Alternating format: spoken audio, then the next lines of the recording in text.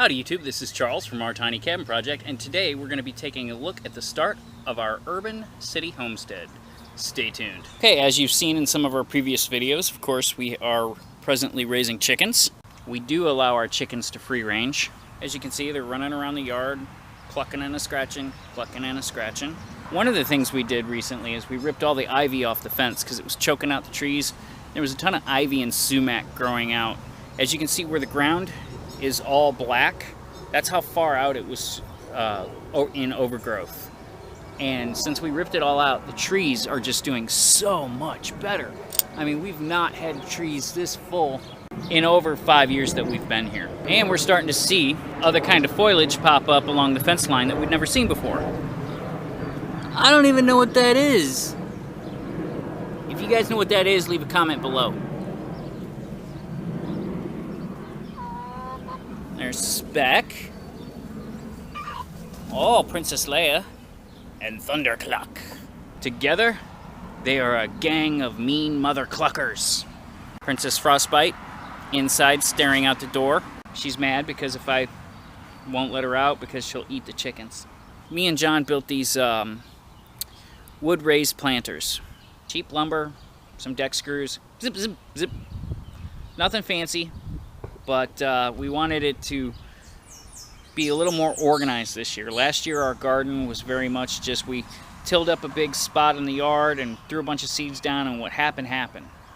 It was a little nicer than that, but not really. So then also what we did is the chickens were getting into everything, as chickens will do. So what I did is I put these stakes in the ground and bought some chicken wire. And then John stapled up this chicken wire, comes up about 2.5 feet, to keep the mother cluckers out of our garden.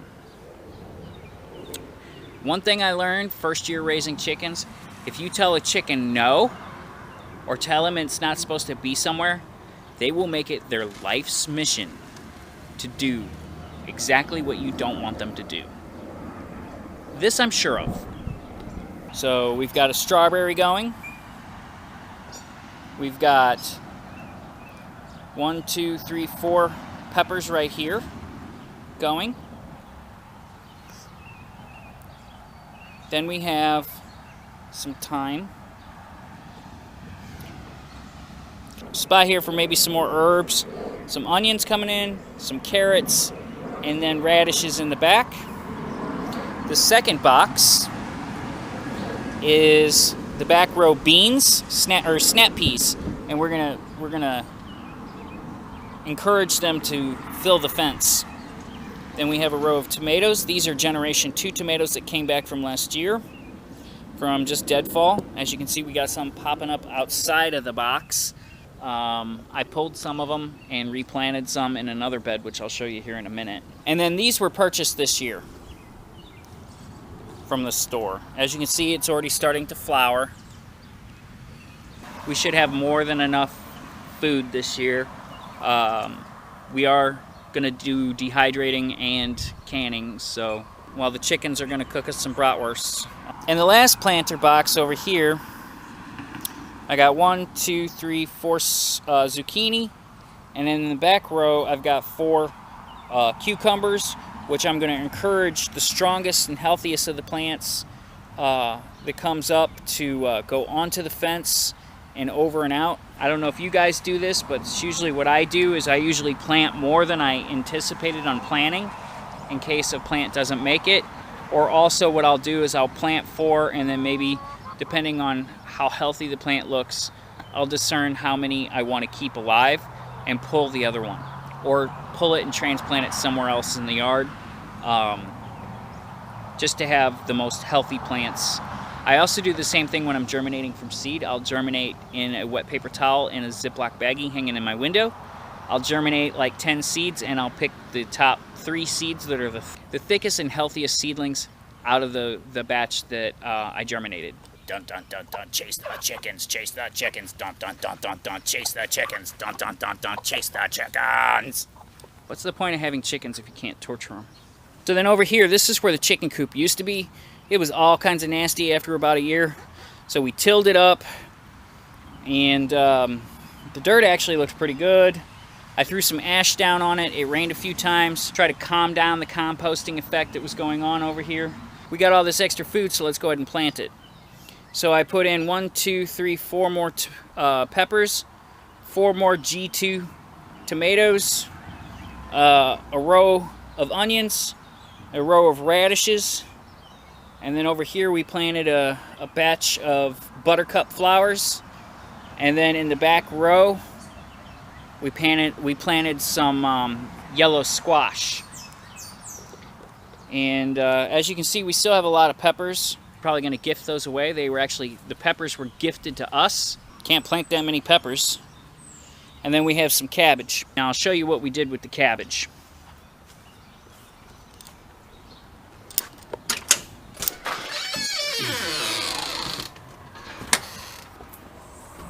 Starting out, our front porch, which needs to be cleaned. We have a little sitting spot out here with some hippie lighting. Deer skull John found at the park. Sit when we want to sit out front, watch the traffic go by. So, first thing we got started this year were these planters right here. We picked them up at the dollar store, put in dollar store wildflower mix. Planted those. Here's a geode from our cabin. Where we live, we don't have geodes, but where our tiny house is, they're everywhere. So we wanted to bring one back so when we're not at the cabin, we can have a piece of the cabin with us. This big planter right here, more wildflower mix. As you can see, it's coming in nicely. And then in the front, we're doing something kind of unique. We ripped out all the landscaping fabric, tilled the dirt, and we planted a cabbage patch. We've got about 25 cabbages planted going up to the side of the house. And then we have 2 rose bushes that we just put in.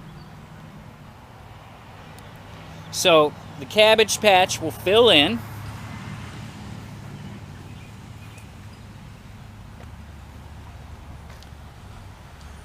And then we have a little bit of a row of some flowers behind the cabbage patch in this little break right here. We got some cosmos and some snapdragons, and as they start to pop up, I'll spread them out a little bit and transplant them. In the center, we have a rose bush in the middle of 2 junipers. I'm not sure the type of juniper or bush they are. If you guys know, please leave a comment in your section below. I don't claim to be, a horticulturalist or anything like that. I just know a little bit about gardening, enough to get by. Back row, we got some buttercups and I can't remember what the other one is. And then in the very, very back row, we have some of those orange lilies pop up and bloom all summer long. So if you guys can envision it, you'll have a cabbage patch with roses and flowers popping out and giant lilies in the background poking above the shrubs. Kind of different. And we could have put in for our ground foliage, we could have put in hostas or something like that, but we would rather put in something that we could actually eat.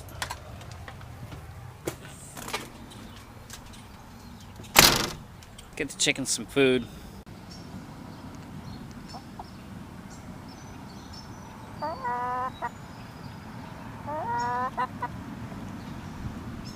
Alright guys, this is Charles, Beck, Thundercluck, and Princess Leia. And until next time, catch you later.